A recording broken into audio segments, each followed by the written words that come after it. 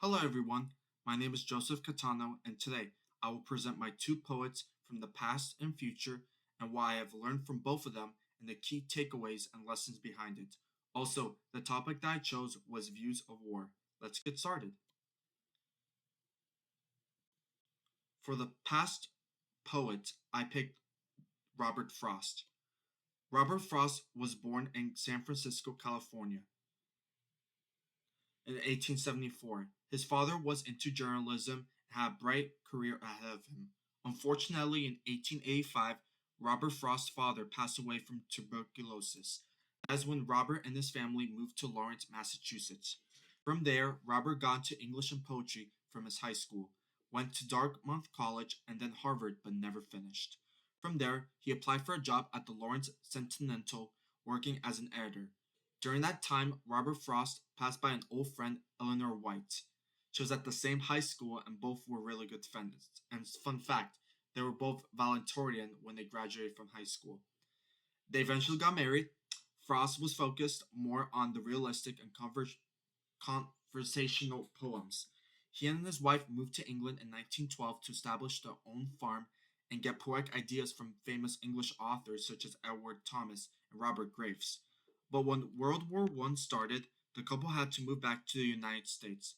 Upon returning, Robert published two successful collections of his work, A Boy's Will and North of Boston. More published materials soon followed, as well as An Old Man Winter's Night, A Late Walk, and Birches. These poems also showed depictions of everyday life back then with nature and men.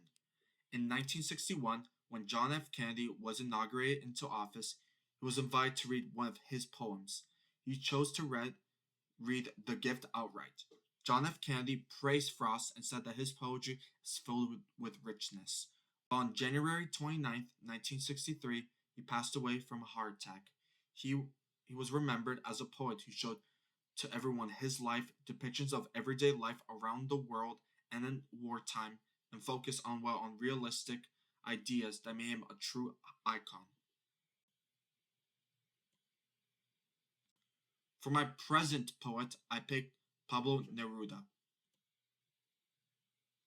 Pablo Neruda was born and raised in a small town called Peroral in the country of Chile in 1904. He had loving parents, but in early life his mother passed away, which took a really big effect not only to him, but his father as well. They both moved from Peroral and settled in Tumacoro, where he settled for his life and school. Pablo was interested in school and poetry at the age of 13 and was writing articles to his own town. Afterwards, he pursued to study and graduated from the University of Chile in the areas of French and pedagogy. Throughout his teens and early adult years, he wrote articles such as La Mañana and Amor Viente, Poemas de Amor de una Canción Desesperada, which means in English 20 love poems and a song of despair. Many people were interested in his ideas and writing. It even got the government of Chile's attention as well.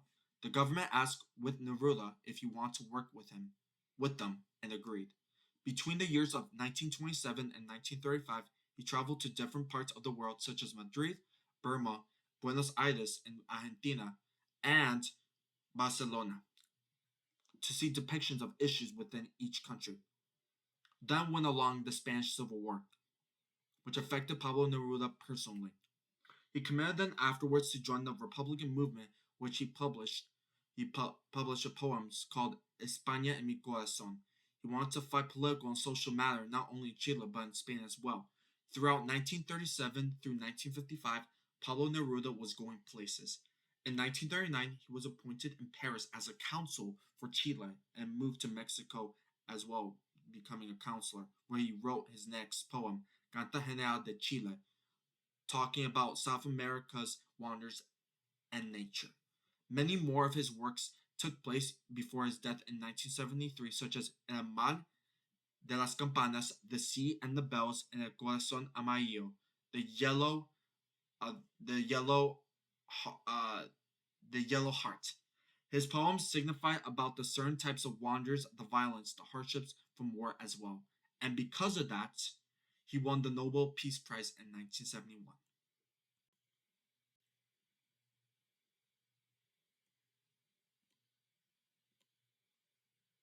I am going to read A Soldier's Poem by Robert Frost.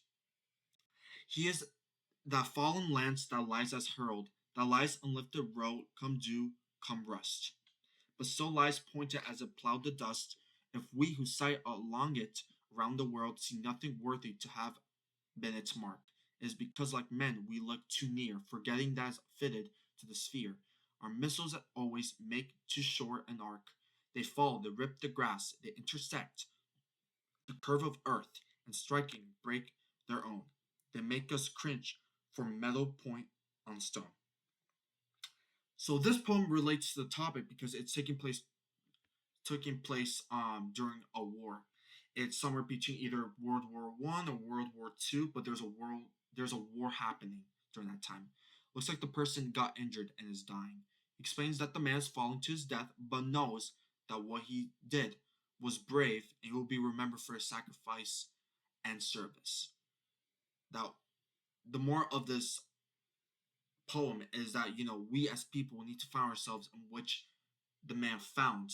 We have to figure out what was our purpose, and he found his purpose that serving in the army and serving to his family and country and his community was his passion, his commitment.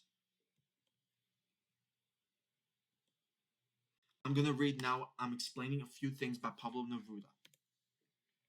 You are going to ask, and where are the lilacs and the poppy petaled metaphysics and the rain repeatedly spattering its words and drilling them full of amateurs and birds? I'll tell you all the news. I live in a suburb of Madrid with bells and clocks and trees. From there you can look out over Castillo's dry face, a leather ocean. My house was called the House of Flowers because in every cranny geraniums burst. It was a good-looking house with its dogs and children. Remember Raul?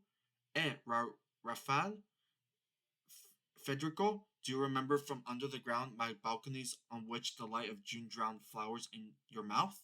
Brother, my brother, everything loud with big voices, the sound of merchandises, pile-ups of palpiating bread, the stalls of my suburb of Argonis with a statue like a drained ink wall in a swirl of hake, oiled, flowed into spoons. A deep baying of feet and hands swelled into the streets. Me treats treats the sharp measure of life. Stacked up fish, the texture of roofs with the cold sun in which the weather vane falters, the fine frizzled irony of potatoes, wave on wave of tomatoes rolling down the sea. And one morning all that was burning. One morning the bonfires leapt out of the earth, devouring human beings, devouring human beings, and from then on fire. From Pablo Neruda. So this poem relates to the topic, regarding war because it's taking place during the Spanish Civil War. The main setting is right now in Madrid, Spain, and it gives in detail what Madrid used to look like back then, before all this destruction. The bells ringing in Madrid, the vibrant trees, the people walking around. That used to be there. It was a vibrant way of life. People used to get along and that type of stuff. And this is a really sad poem, especially for the author, because he lived there. He lived around Madrid for a couple of years and saw what was going on, and it wasn't normal. And this was a second home, and it was a second home, and he was devastated from all the destructiveness that he saw. It was really bad. My view of both poems. So after reading both poems, it makes me want to appreciate what I have around me. I should be grateful that I live in a country that is in peace.